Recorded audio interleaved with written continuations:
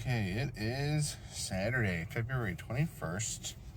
I'm in DeKalb, Illinois at the Stagecoach Players Theater.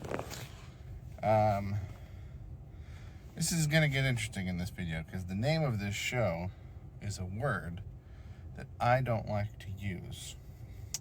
So, it'll be in the title because it's the name of the show, so it'll be in the title of the video. And I'll show the program, assuming I get a program, but I'm not going to say it. But a little background into my history with DeKalb. Let me fact check something real quick. Okay, yes, I was correct. So I was fact checking. I thought that NIU, Northern Illinois University, is in DeKalb. My first teaching job was somewhere near DeKalb. I couldn't tell you how far away it is. I've driven past and around DeKalb in the last couple weeks as I've been hitting Polo and where was the other one? Geneva, maybe? I don't remember. But when I lived and worked at my first job, I would have considered that kind of near Rockford, in the Rockford area. It was about 45 minutes from Rockford. And I apologize if you're not from central to northern Illinois, but not the Chicago suburbs, because you probably won't care about this. But I would have always considered that like Rockford territory.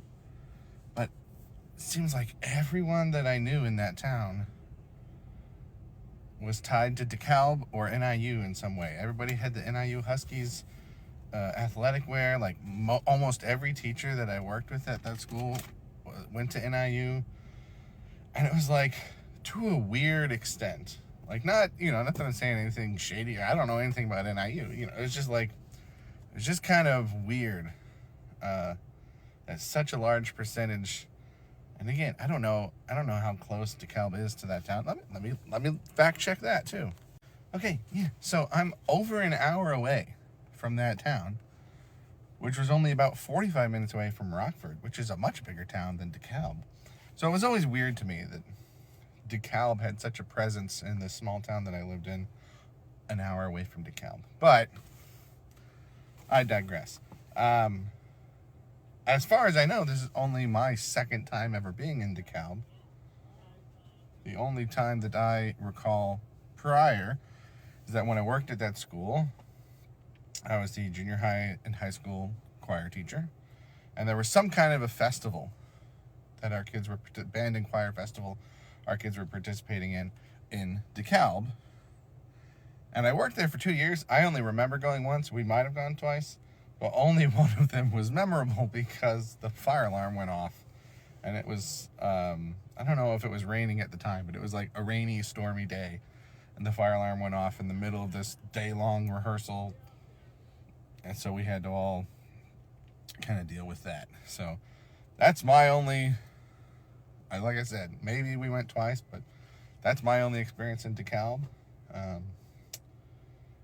Even though it's always been kind of, not always, but it's been very present in my mind at times because so many people in that town were NIU people and otherwise had ties to DeKalb. So here I am to see the show. I will say, and this is nothing against this venue, but it's just like a normal building in I don't know if this is downtown or whatever, but there's lots of storefronts and stuff around. It's called the Stagecoach Players. So I was kind of expecting it to be kind of out in the sticks, outside of town, with a big stagecoach out in the front lawn, but just a regular building. That's probably fine. Maybe there's pictures of stagecoaches inside on the walls or something. We'll see. But I'm gonna go get in, find my seat, and get ready for the show.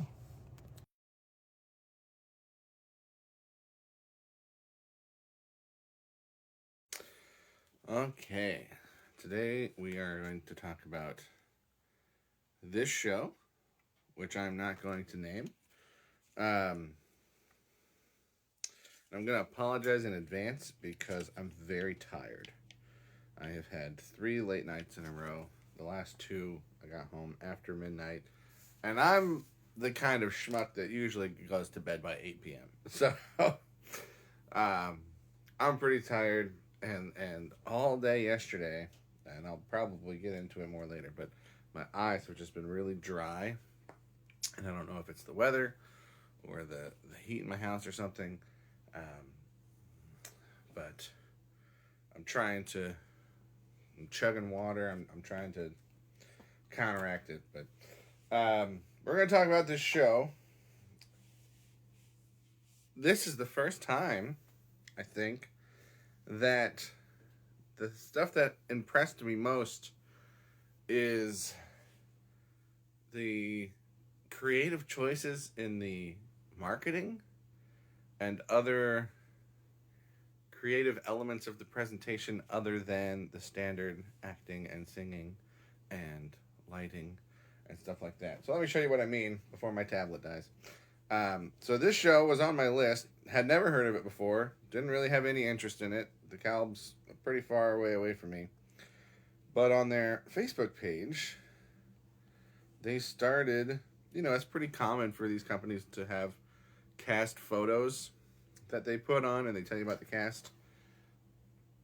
They started doing these. Oh gosh, you're going to see how messy this room is if you look in the reflection of this tablet. I'm trying to get not a bunch of glare. They're releasing these posters, or they released these posters that are this old kind of vaudeville show style with different pictures. And this is the dance captain. So like even crew members, the stage hands, like everyone involved got one of these, including the little dog. And just seeing those on my feed, I'm like, okay, this is interesting. This is not something that you see a lot. And I haven't gone back and like delved deep into it, but I did scroll back through their old photos, and their last show, which was A Christmas Carol, they also had themed pictures for that. So like, that's super cool. That's a very unique twist on a very common practice of sharing cast photos. That's a cool way to do it. It's thematically relevant to the show. It's visually interesting. I will say it kind of made me expect that the show was going to be about a variety of performers. I didn't know anything about the show. I'd never heard of it before. Didn't know any of the music. So seeing those posters, I was like, oh, it's going to be kind of like a variety show in musical play form. And that's not what it was. But to be fair, that's not what these pictures said that it was. That's just how my brain interpreted it. But I thought that was really cool.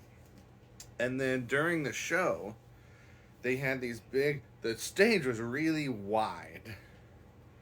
Or at least it seemed really wide from my seat.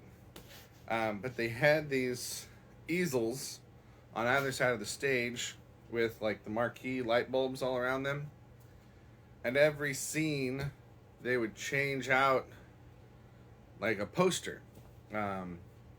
And I couldn't quite exactly figure out, like, the title, the text on the poster didn't match the name of the scene in the program, nor did it match the name of the song in that scene, but they were all, again, thematically related to what was going on, right? Like, one of the scenes, one of the characters has a birthday.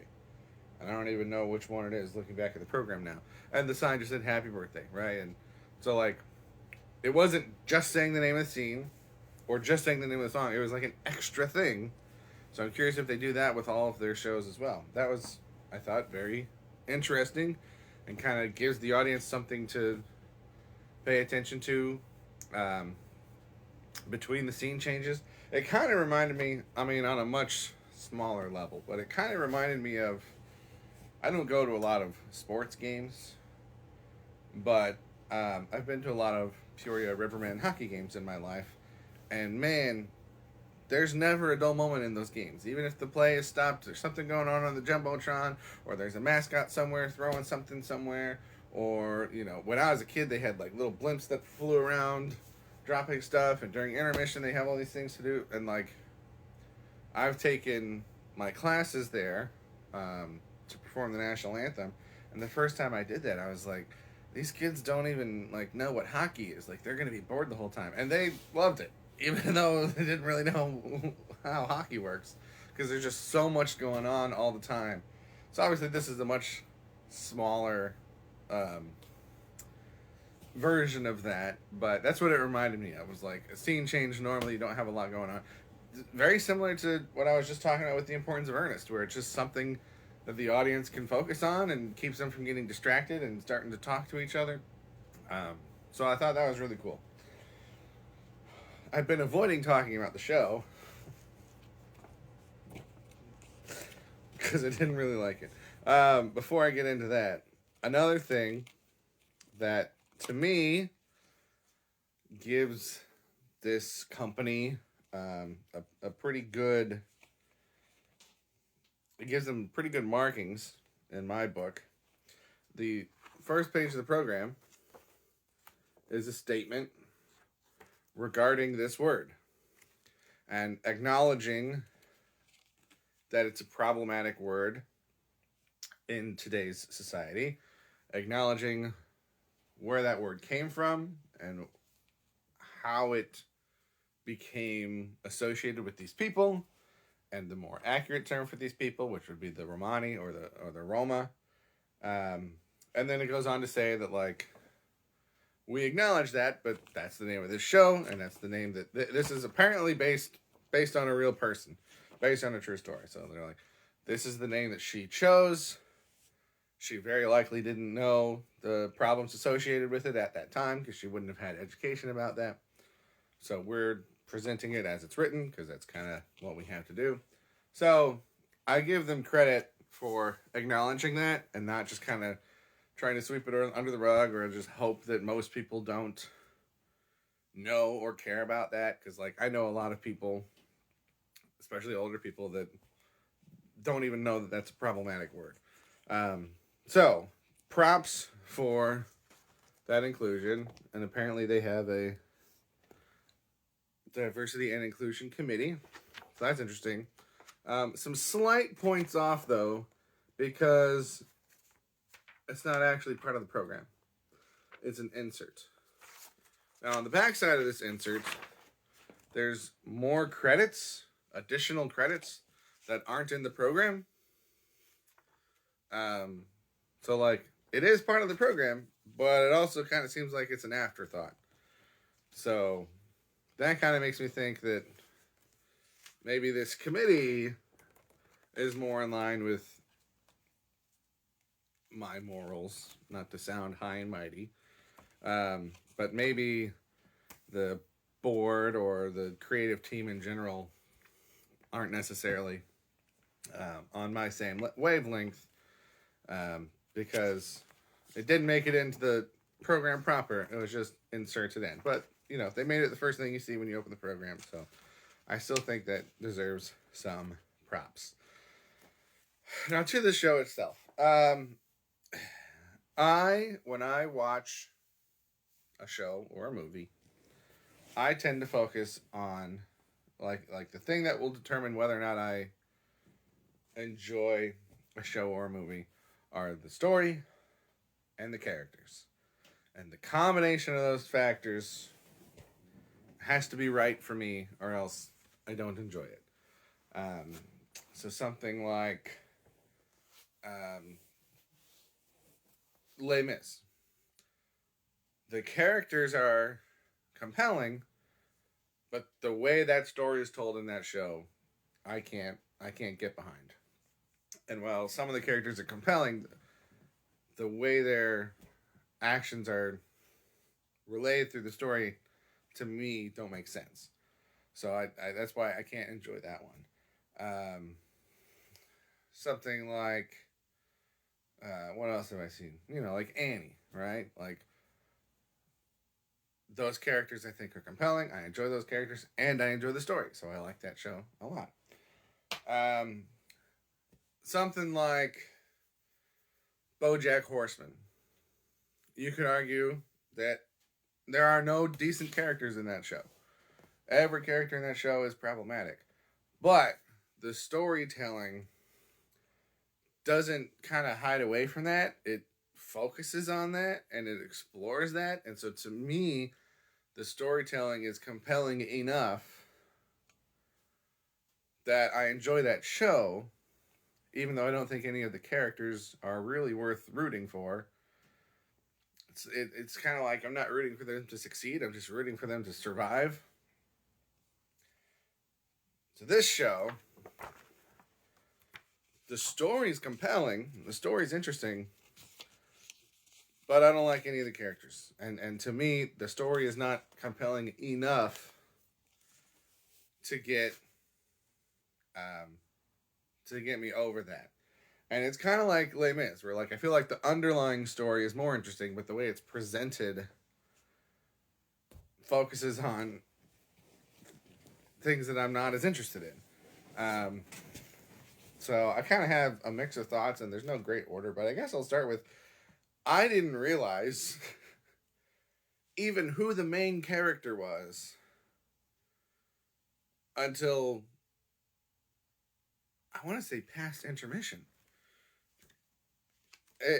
Because the name of the character who the show is named for is an assumed name. And so it's not said until like halfway through the second act. And so my brain, there's clearly a lead character, which is the mother. And so I kind of just assumed, and I had read this little blurb, but I think the daughter's name is the same as the mom's name. No, it's Luis and Rose. But like, you know, these characters, they have different names in their acts and different things that they're called. So you can chalk it up to me being stupid if you want. I don't care. But like, the lead character, the lead actress, is the mother. And so the whole time I thought that was who this person was. And especially because it mentions in the blurb, oh wait, it's not in the blurb, it's in the director's note, which I'll talk more about the director's note later on. I gotta find it here, sorry. It said, no matter how tirelessly she pushes, no matter how completely she sacrifices herself and her children to the pursuit of making it, the finish line keeps moving. The dream keeps slipping out of reach. That's about the mother.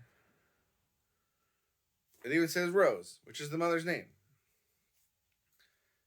So, like, it's weird because the title character is not the main character of the show. And as someone that's unfamiliar with this, and this character's assumed name is not said until halfway through the second act, I thought I was focused on the wrong character for most of the play. So that was odd. And then, even with the daughters, she's got 2 daughters in the show. And for the whole first act, one of them is clearly the main focus. And then the other one is kind of the forgotten one. But then at the end of the first act, the main one leaves and is not in the show anymore. And then in the second act, the attention shifts focus to this second daughter. But the lead is still the mother. And it's not until halfway through the second act that it became clear to me that, oh, this is the character that this musical is named after. This character that was an afterthought in the first act. Now I'm understanding how these pieces fit together. So that was all, again, just the way it was presented was very strange to me. But while I'm mentioning this director's note, and again, this isn't from the show. This is from this production's director. It's kind of long. I don't know if I'll read the whole thing, but This show is often celebrated as one of the greatest American musicals. I've read that online also since watching it. I've never heard of this before. So I don't know where people are getting these claims. It's on Wikipedia. And I'm just like, maybe when it came out in like what, the 50s?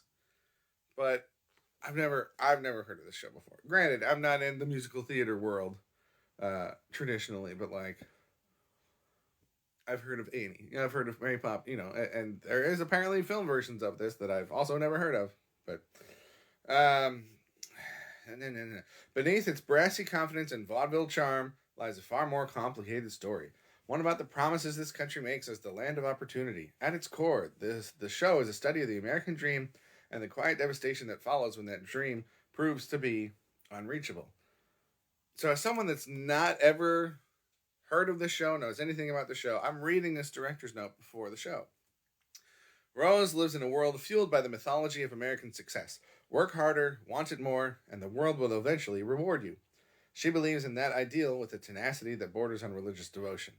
Yet, the very structure of her life reveals the cracks in that promise. No matter how tirelessly she pushes, no matter how completely she sacrifices herself and her children for the pursuit of making it, the finish line keeps moving. The dream keeps slipping out of reach.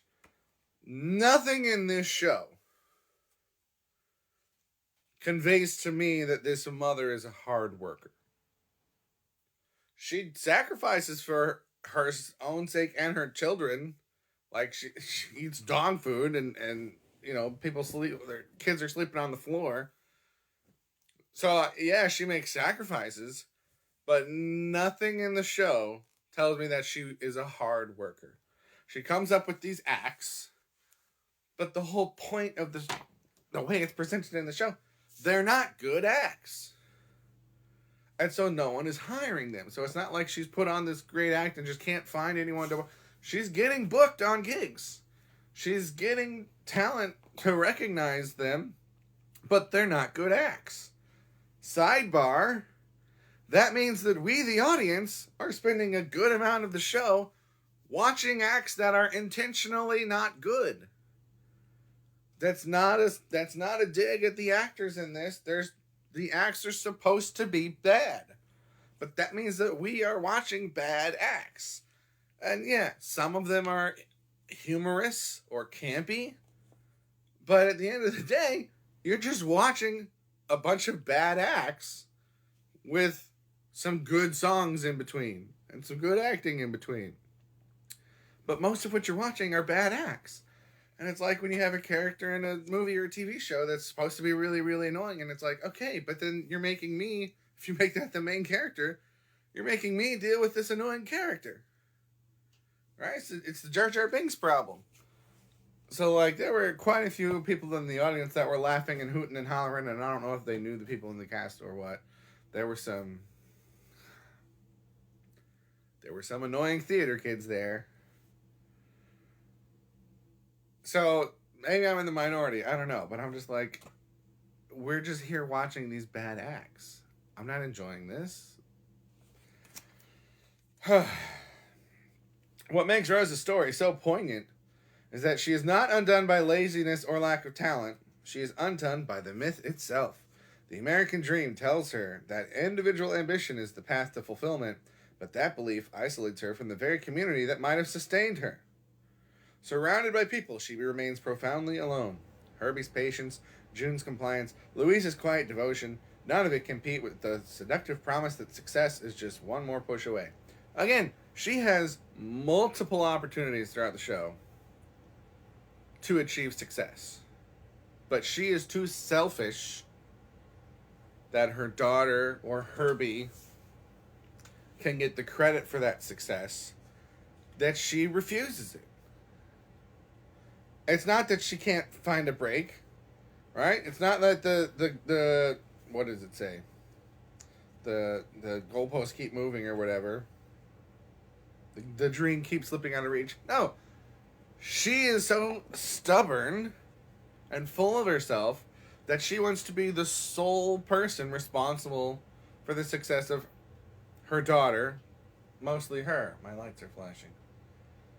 And, like, that's another thing that the show doesn't really explore until, like, the last couple scenes is that she's always been saying that she's been doing this for her daughters, but really she's been doing it for her. And she has let both of her daughters lose opportunities for selfish reasons. So I don't have sympathy for this character, is the point I'm getting at. The next paragraph in this director's note. This production approaches the show with that lens in mind, asking you to see that Rose is not a villain. She is a product of a national narrative that equates worth with success and success with relentless striving. Her tragedy is not that she aimed too high, but that she believed she had to climb alone. I didn't get that at all from this show. I don't know what the director got out of it that I didn't get out of it. She is absolutely the villain. Clear as day, she is the villain of this story. In the end, the show reminds us that the most meaningful things we build on stage the most meaningful things we build on stage or off are built together in true community. I wouldn't say that this show reminds us of that. I would say this show reminds us that some parents are terrible. That's what I got out of the show. She's a terrible parent. I didn't like the show. I didn't like that character. And again, that whole director's note is about the mother, not about the title character. So, the title character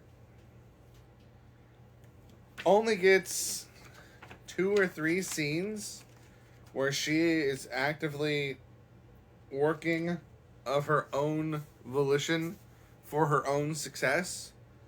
And it's like, show me that story. Right? The story of a child that has always been abused and manipulated by her mother and her father leaving and her sister leaving and always being an afterthought to her older sister who then abandons them. Finally gaining the confidence to stand up to her mother and find her own version of success, whether or not it's what she originally wanted or not. That's a compelling story. And that's a character I can sympathize with. That's like the last half of the second act of this show. That's what I would have liked to focus on. Or, if you want to focus on Rose, there's at the end there's just like a tiny little insight into what Rose could have been, and the implication that I took away was if she didn't have kids, and so she's like I'm not taking it out on her kids, but it's like, well, I could have been a star, but then I had you, so now you have to be a star because that's what I deserved. And like, show us Rose's story before the kids then. But we focus on the kids and their bad acts and the main character. The actress did great. She was fantastic. Her mic cut out pretty early on, and it was off and on throughout the rest of the show. And you could still hear every word she said, every word she sang, over the pit orchestra, over the other people she was, not over, but balanced with the other people she was singing with. And I don't know if they were like taking off the other mics down lower to match. So maybe that credit goes to the sound people, but that actress was great. Character is awful. And in my eyes, character has no redeeming qualities that makes me care about their success. I'm glad Louise found success. I don't care about Rose. And so I can't care about a show about Rose, even if it's named after someone else. I wanted to like this show. The last aspect that I want to touch on, and I don't want to spend too much time here because I don't want to act like I am any better than anyone else. But this show focuses on the world of vaudeville and then digresses, in the opinion of the show, into the world of burlesque. And there's a significant amount of time spent in a burlesque parlor, which features adult entertainment. And multiple characters in this show spend a significant amount of time on stage in lingerie. At no point in the marketing on their Facebook, in the information on the website, in the purchasing of tickets, at no point did I see any kind of, hey, just so you know, this show features characters in lingerie. Now, maybe they're expecting people to be familiar with the show. Maybe they're expecting this iconography to lead people to assume that that kind of stuff might be present in the show. I was not expecting it. They gave a warning about strobe lights before the show, which usually those don't bother me that much, but man, my eyes were so dry yesterday.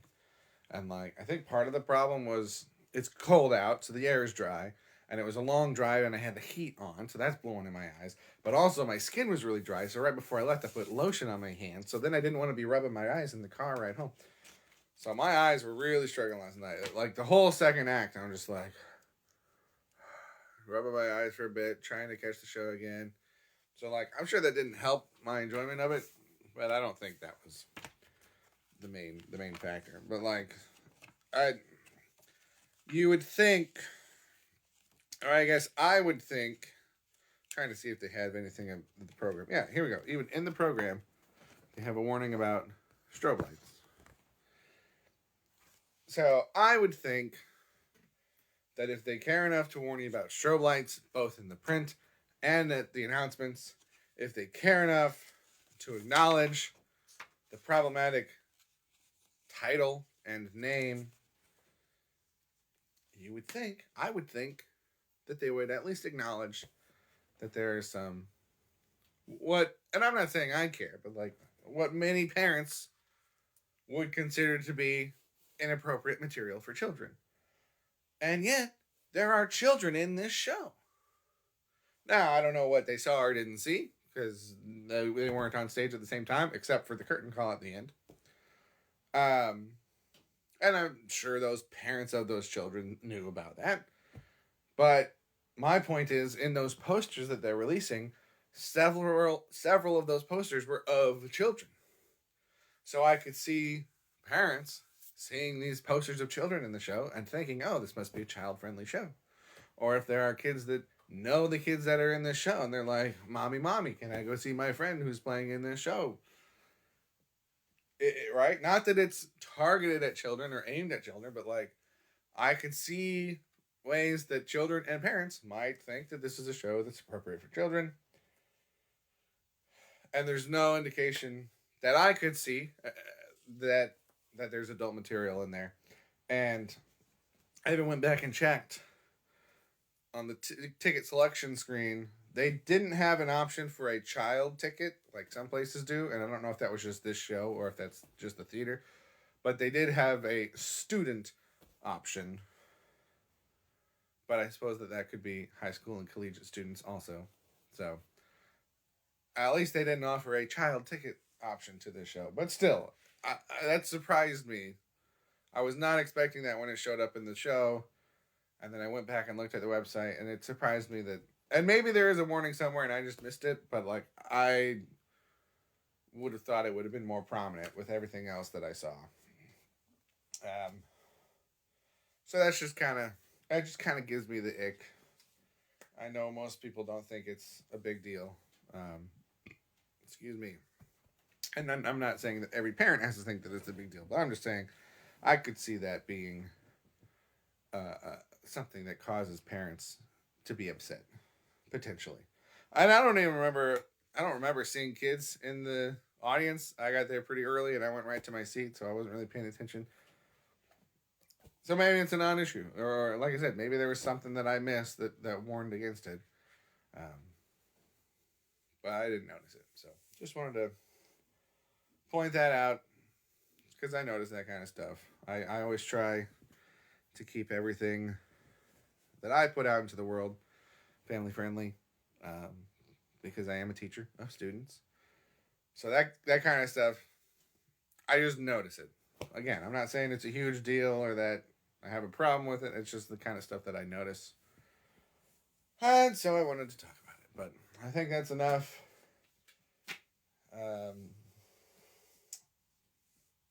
Gonna move on and probably not think of this show again for a very long time.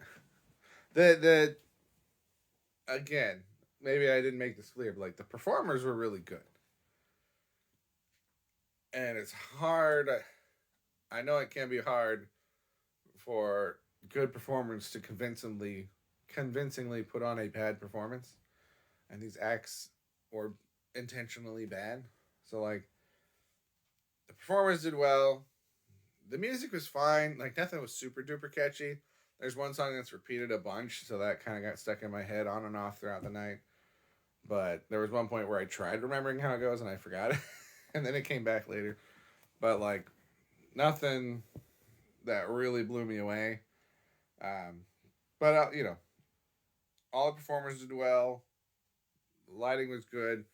The mics kind of cut out quite a bit, but I know that sometimes just happens. There's not a whole lot you can do about it. And like I said, the creativity behind the scenes with these character posters and the signs on either side of the stage, like I thought that was really cool. So their next show is the play that goes wrong, which is something that I think would be fun to see. So I'll probably be back there. I don't hold this against that theater or that venue. Um, I just didn't like this show, and sometimes that happens. So it's gonna do it for me. Thank you for watching. Have a good day.